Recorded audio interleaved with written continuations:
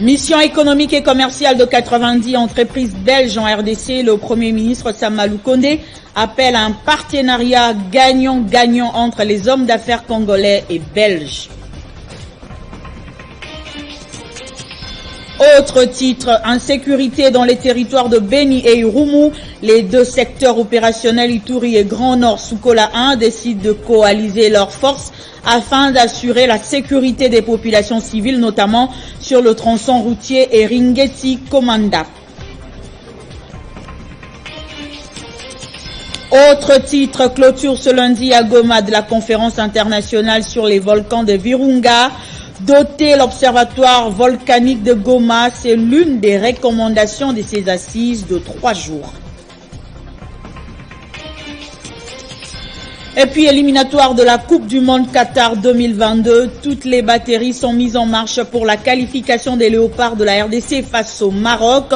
À 4 jours de la manche allée contre les Lions de l'Atlas, les Fauves congolais reçoivent les soutiens tous azimuts pour faire un bon résultat à domicile. Essentiel de l'actualité sur Télé 50, bienvenue à tous. Mission économique et commerciale de 90 entreprises belges en RDC, le Premier ministre appelle à un partenariat gagnant-gagnant entre les hommes d'affaires congolais et belges. Jean-Michel Sama Lukonde a lancé cet appel ce lundi au Pullman Hotel de Kinshasa à l'ouverture des travaux de cette mission organisée par l'ambassade de Belgique et la conseillère économique et commerciale des régions bruxelloises, flamandes et wallonnes.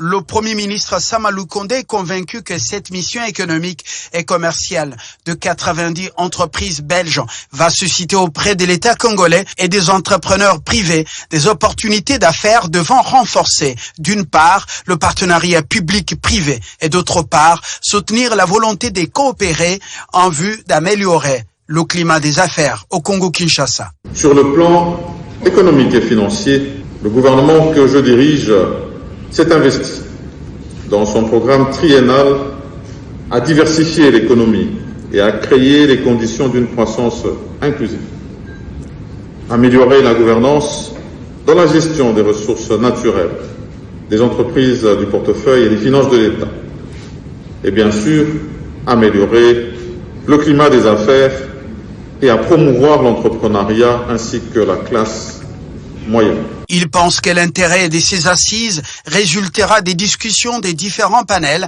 déjà inscrits au programme, tant par la qualité des intervenants que des interactions qui résulteraient des échanges entre les partenaires conviés à ce forum. Il a exposé ce que son pays peut apporter dans ce partenariat économique. Et pour mettre en exergue l'amélioration effective du climat des affaires dans son pays, le Premier ministre a rappelé les réformes et tout l'arsenal juridique en vigueur, dont la législation douanière, le code des investissements, le code minier, la législation sur les hydrocarbures, le droit forestier, le droit agricole, le code du travail, le droit commercial ou encore le régime d'échange ayant permis, entre autres, la réadmission de la RDC au préférentiel commercial offerte par la loi américaine sur la croissance et les opportunités économiques en Afrique. Le ministre-président de la région de Bruxelles-Capitale, le secrétaire d'État à la région de Bruxelles-Capitale et du commerce extérieur, le ministre congolais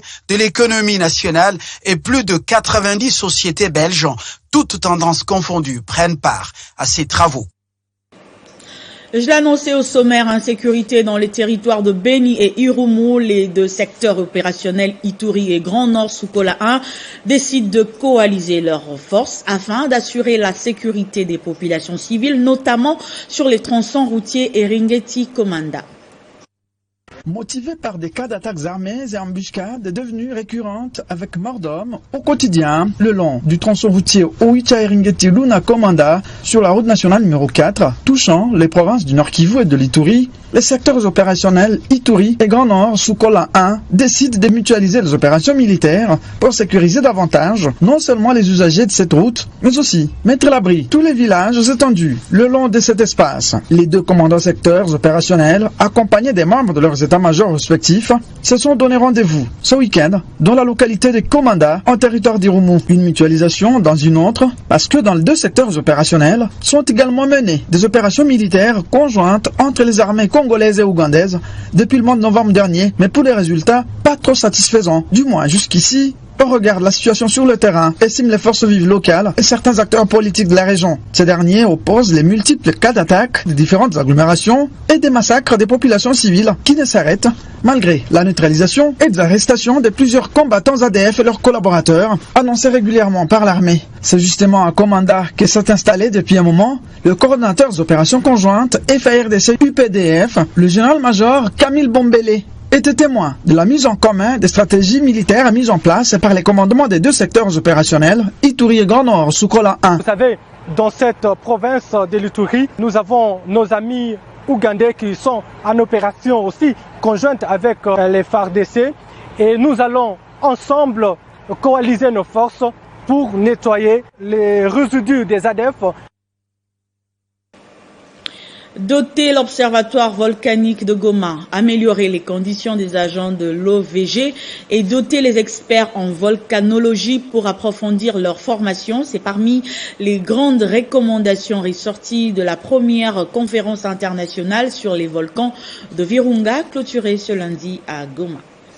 Concrètement, c'est que l'échange d'expérience. Vous savez, gérer les volcans, il faudrait amener l'expérience des autres pays qui ont des volcans dans les pays.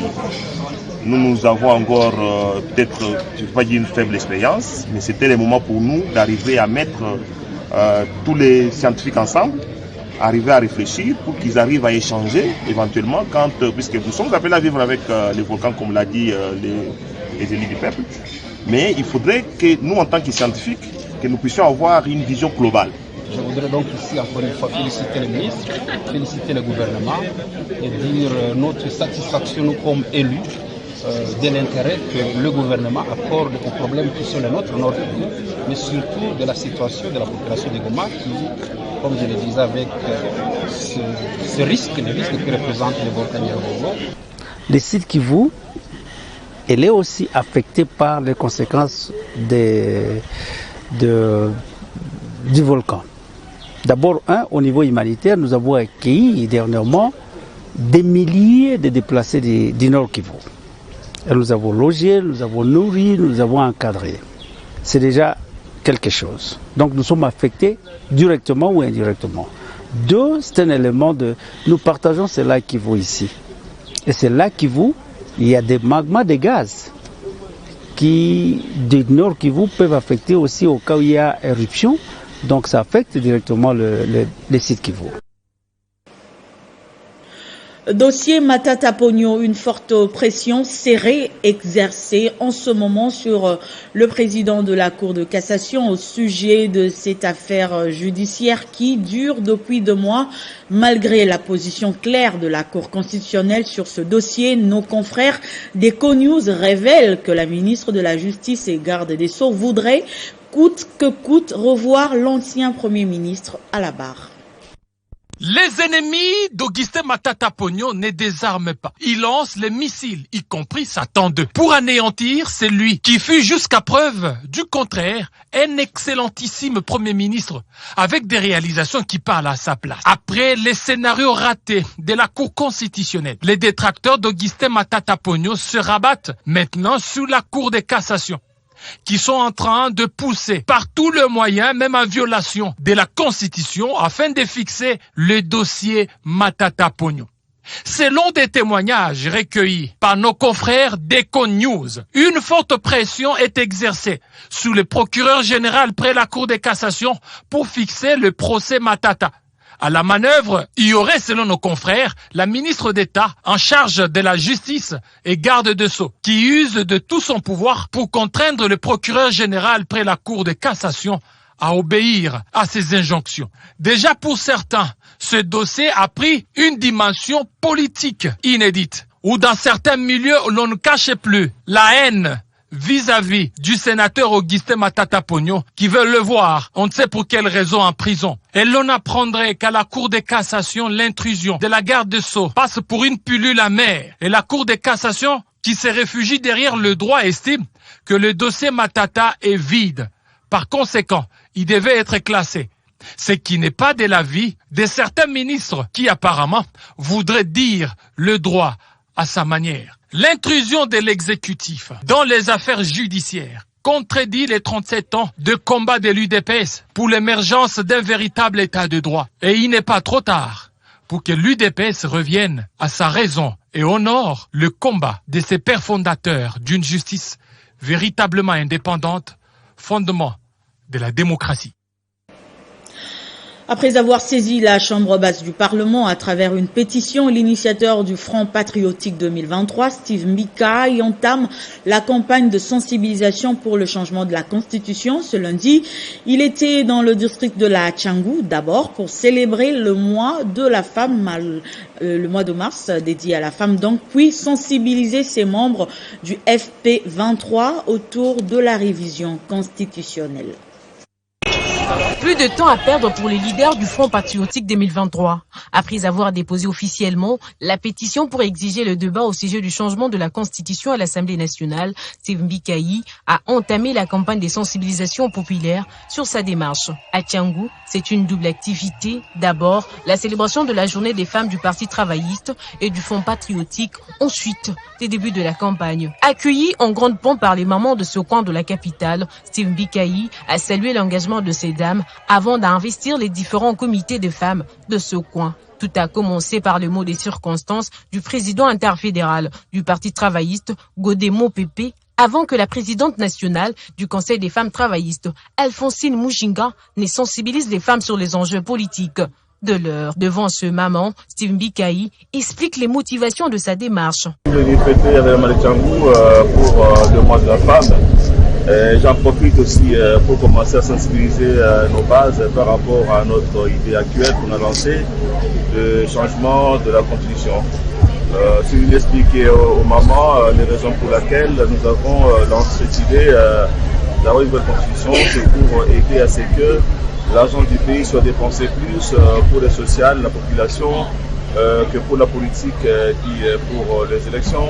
Voilà pourquoi on a demandé qu'on puisse réduire ces sons, mais aussi qu'on fasse des 5 à 7 ans. Et j'ai demandé le soutien populaire, ils ont été très d'accord et contents avec moi. On va se poursuivre, nous serons la semaine prochaine à Kisenso. Satisfaite par les idées de Steve Mbika qui visent à accorder des moyens aux sociales des Congolais, ces mamans ont remis des cadeaux aux leaders du Front patriotique 2023. Les adhésions massives se poursuivent à l'Alliance des paysans et indépendants de Joseph Kokonyangi. L'élu de Pangui a profité de l'occasion pour demander à l'autorité morale du Front commun pour le Congo, Joseph Kabila, de présenter sa candidature ou de se choisir un candidat pour les élections de 2023. Regardez. Au cœur de la ville-province de Kinshasa, où une matinée politique importante organisée par l'Alliance des paysans et indépendants et a réuni les partisans et dont la plupart étaient constitués de femmes à l'occasion du mois de mars leur dédié. Tout commence dans une ambiance civilisée pendant que le secrétaire général Aimé Moussoga a pris la parole pour étaler les programmes de l'activité et rappeler les valeurs que prend le parti. L'autorité morale, Joseph Kokonyangi, ayant pris la parole, a dans son speech commencé par féliciter toutes les femmes présentes dans la salle au nom de Maman Olive Lembe à l'occasion du mois de mars, ainsi qu'en raison de leur adhésion au parti API. Toutes les femmes qui sont ici, battez les mains pour féliciter Bango pour la mois de mars au nom de Olive Lembe. L'ancien ministre de l'Urbanisme et Habitat et professeur exhorte ses partisans concernant l'enrôlement de ramener dans les bureaux électoraux 3 autres personnes pour voter Joseph Kabila ou un candidat de son choix afin de ressusciter le pays pour ce qui est de la présidentielle de 2023. Saisissant de l'occasion, Joseph Kokonyangi a présenté l'équipe dirigeante du parti aux nouveaux adhérents et a rappelé à tous les partisans la vision et la valeur primordiale de la fidélité. Il fallait qu'on félicite Maman Olive pour ce qu'il fait pour les Congolais et les Congolaises. Et nous avons réitéré tous, comme un seul homme, comme une seule femme, que nous soutenons la candidature de Joseph Kabila. L'Alliance des paysans et indépendants continue à enregistrer des adhésions dans toutes les 24 communes de la ville de Kinshasa et sur toute l'étendue du territoire national. Non au dialogue, non au partage des postes, oui aux élections de 2023. C'est le slogan lancé par le parti politique Congo en avant de Médard Kankolongo. Ce dernier appelle tous les Congolais à s'approprier le processus électoral.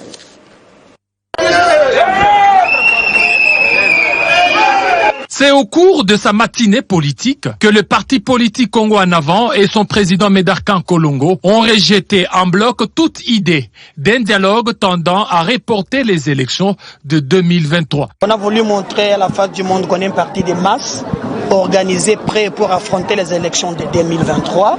Vous le savez très bien qu'on attend ces élections. Malheureusement, nous avons une classe politique non classable. Souvent, à la veille des élections, ils cherchent des manœuvres dilatoires pour se retrouver quelque part et négocier. Le président de la République, qui veut que les élections soient organisées en 2023, il a bien réaffirmé cette décision en Belgique. Aujourd'hui, il y a une classe politique. Vous avez entendu nos amis de la Moukassoa disant qu'il nous faut une table ronde pour un consensus, pour trouver des manœuvres. Le président du parti Congo en avant a profité de l'occasion pour interpeller les députés provinciaux de la ville de Kinshasa sur leurs responsabilités compte tenu de la mégestion et de l'incapacité de gérer la ville par les gouverneurs. Congo en avant! En retour, la foule immense venue à la rencontre de Médard Kankolongo ont rassuré à lui donner et sa famille politique une majorité parlementaire lors du processus électoral de 2023.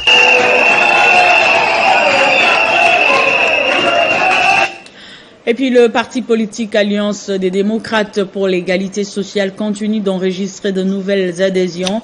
Les dernières en date, c'est le dimanche 20 mars dernier à Goma où plus de 3000 personnes ont décidé de suivre l'idéologie de ce parti cher à Kaboy Jean Bosco.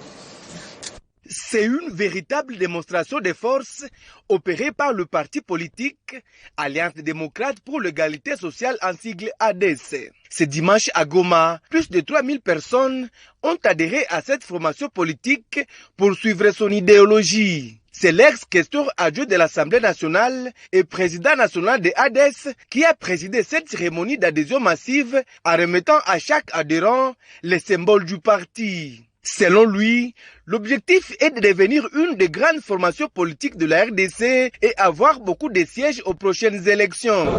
L'engouement était au rendez-vous.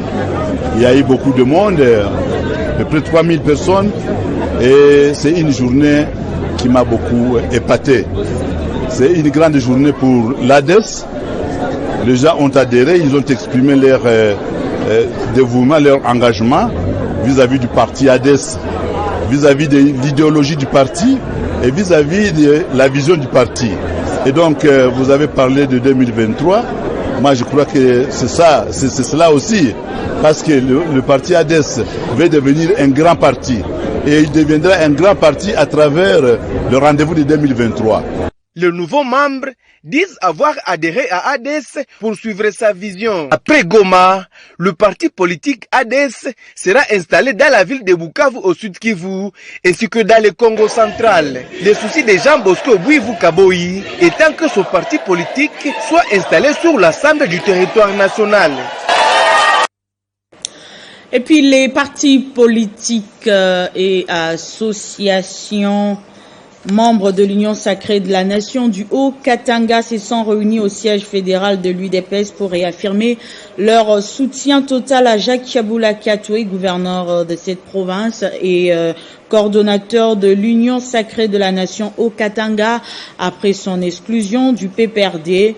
L'Union sacrée de la nation Haut-Katanga demande à Jacques Kabula Katoué de tirer toutes les conséquences de cet acte en écartant de la gestion provinciale tous ceux qui ne soutiennent pas la vision du chef de l'État.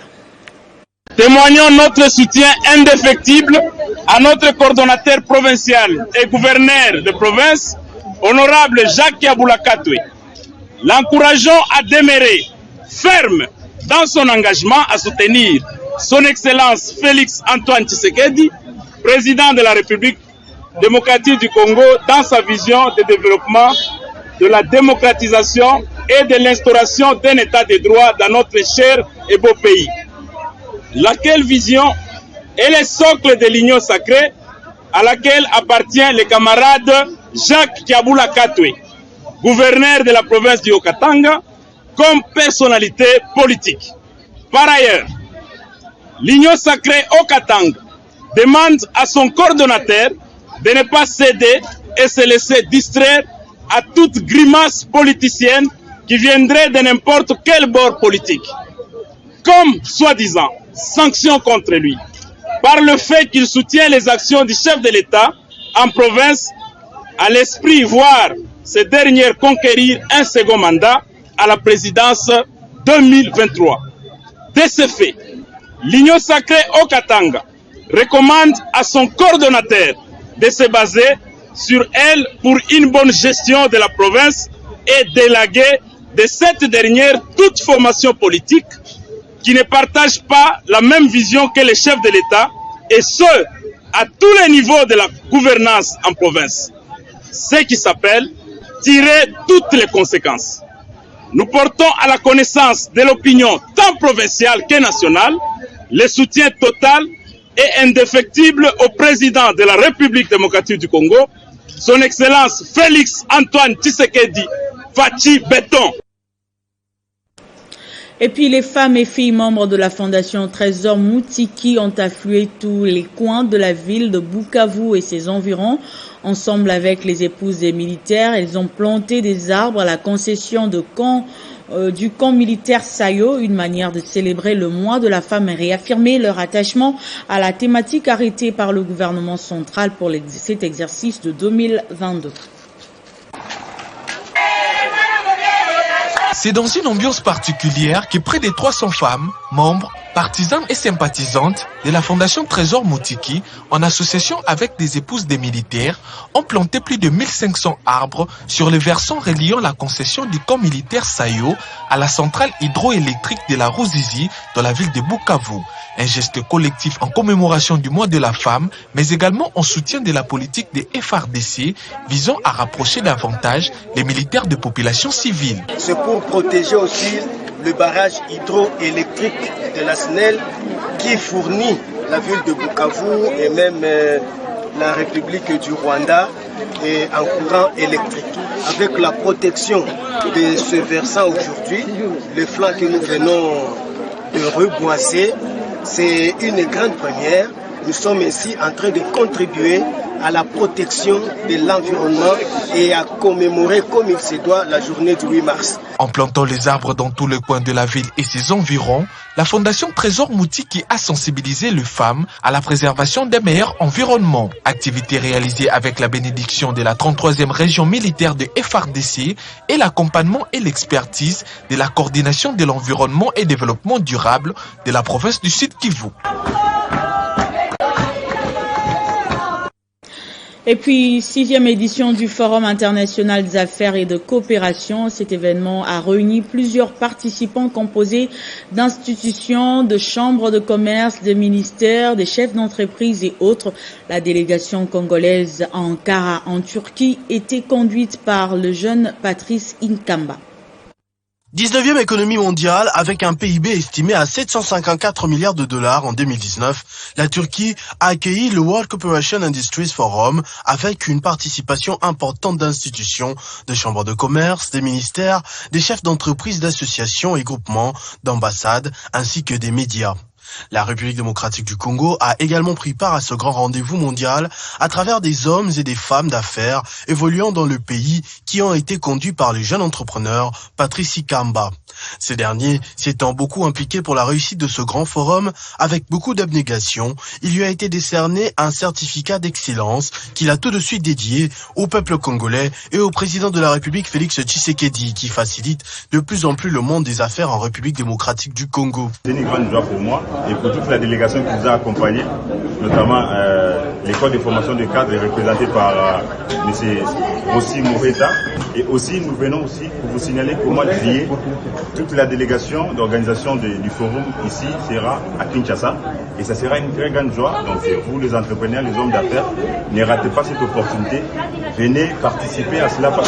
Impressionnée par son discours et ses capacités managériales, l'équipe du Forum international des affaires et de coopération a programmé dans les prochains mois une exposition internationale à Kinshasa. Avec la tendance à la mondialisation des années 2000, les fabricants turcs sont de plus en plus actifs en Afrique.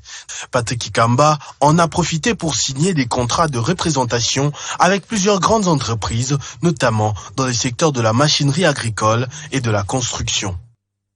Et puis, vacances parlementaires du député national Passisa Pamba dans son fief électoral de Popo Kabaka. Plusieurs défis restent à relever. Selon lui, des défis que le gouvernement est appelé dans l'urgence à trouver des solutions. Sinon, la population sera davantage exposée à une situation sociale calamiteuse. De l'état de délabrement très avancé des routes en passant par les infrastructures sociales et sanitaires, sans parler de l'eau et l'électricité, voilà le front du développement du territoire de Popo Kabaka que le gouvernement doit s'engager pour trouver une réponse dans l'urgence, a dit le député national Passisa Pamba qui revenait de ses vacances parlementaires. Le gouvernement de la République doit placer des hommes responsables à la tête des administrations du territoire.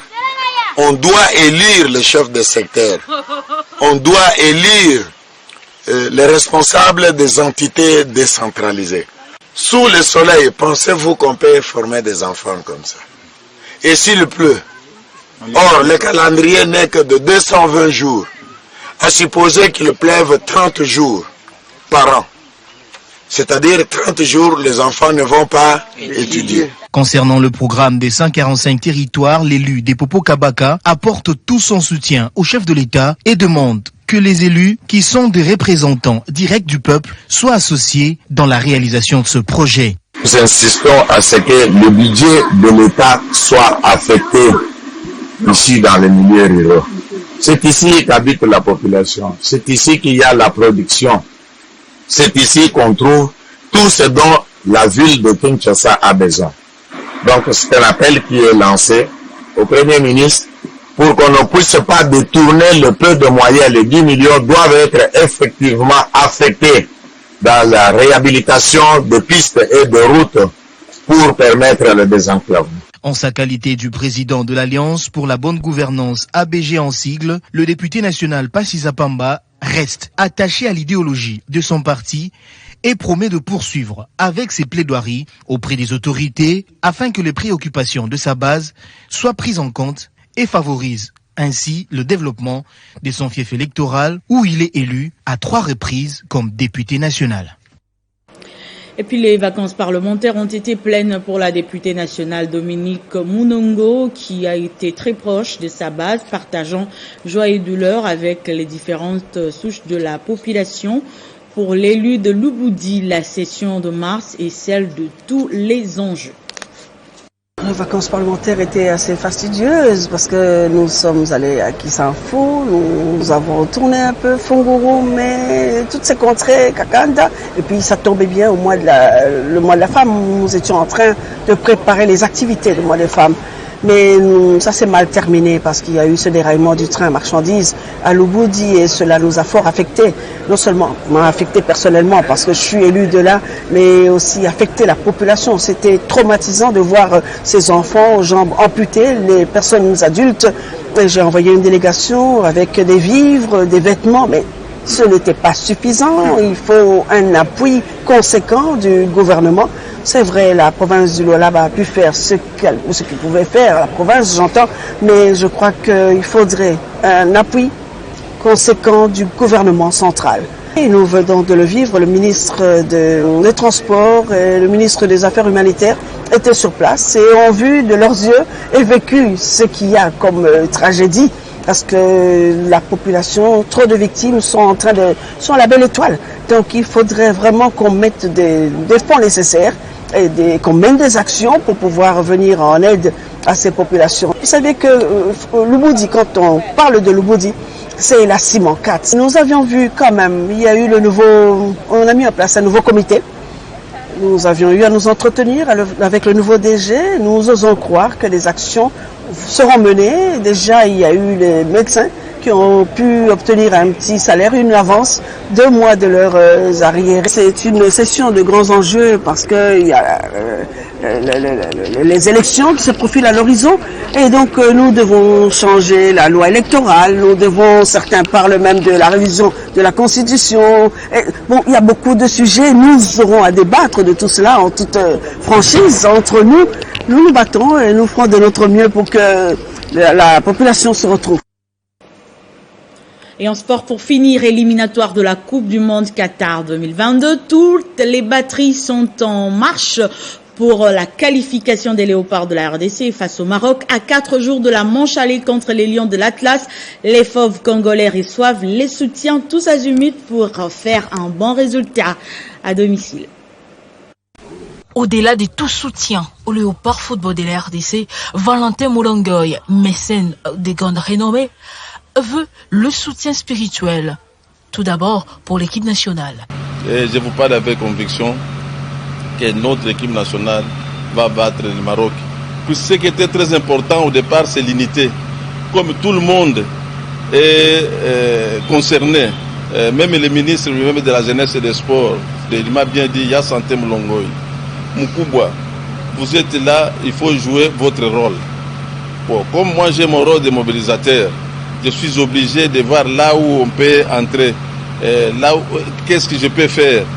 Alors, avoir la grandeur de ces grands hommes de Dieu, il fallait venir les chercher et qu'ils nous donnent cette bénédiction de notre équipe nationale Léopard. Le pasteur Dodo Kamba, président des églises des Réveils du Congo, promet son accompagnement.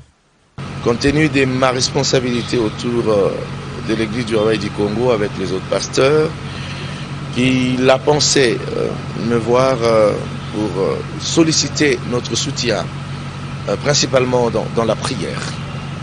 Et nous sommes entretenus, nous avons souscrit, nous pensons que c'est idéalement fondé et objectif. L'équipe nationale a besoin de toutes les énergies, principalement celle qui vient du Dieu Tout-Puissant, c'est par le spirituel que tout commence. Et ma prière et ma déclaration est que Dieu accorde la victoire à cette équipe qui fait froid aujourd'hui, à ce Dieu créateur.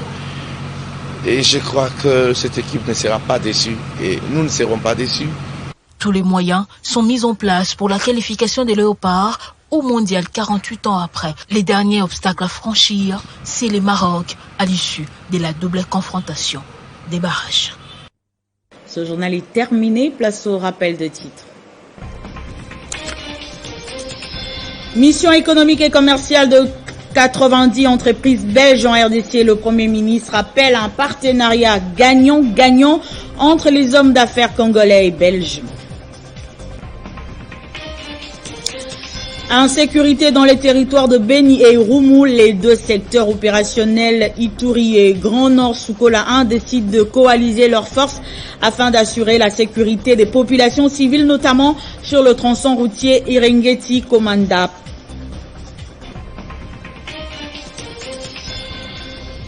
Clôture ce lundi à Goma de la conférence internationale sur les volcans de Virunga. Doter l'observatoire volcanique de Goma, c'est l'une des recommandations de ces assises de 3 jours. Éliminatoire de la Coupe du Monde Qatar 2022, toutes les batteries sont mises en marche pour la qualification des Léopards de la RDC face au Maroc. À 4 jours de la manche aller contre les Lions de l'Atlas, les Fauves congolais reçoivent le soutien tous azimuts pour faire un bon résultat à domicile. Merci de nous avoir suivis. Restez fidèles au programme de Télé 50.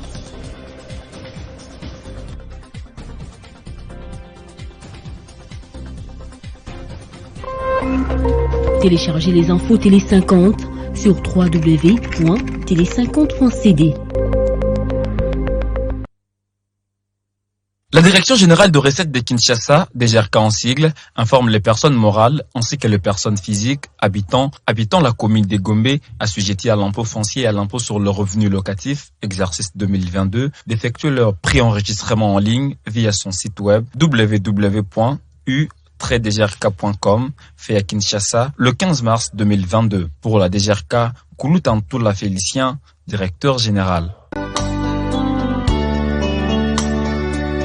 Les familles Katanga Boulaya Adolphe et Kamine Mouteb Rosalie celle du général-major Jean-Pierre Kassongo Kabouik et Madame Mbaz Kamor Bijou ont la profonde douleur d'annoncer aux frères, amis et connaissances, aux ressortissants de l'Empire Lunda, le décès inopiné de leur enfant, grands frères, petits frères, oncles, neveux et beaux-frères, Ndoukalao Rodriguez, décès survenu le mercredi 16 mars 2022 à 1h du matin de suite d'une courte maladie. Le programme des obsèques se présente comme suit.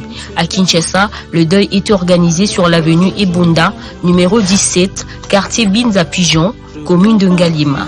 Mardi 22 mars 2022, levée du corps de la morgue de l'hôpital du Cinquantenaire. Pour tout contact, veuillez appeler au numéro +243 990 98 83 30. Il y a une louange qui ne s'éteint avec les anges en ado.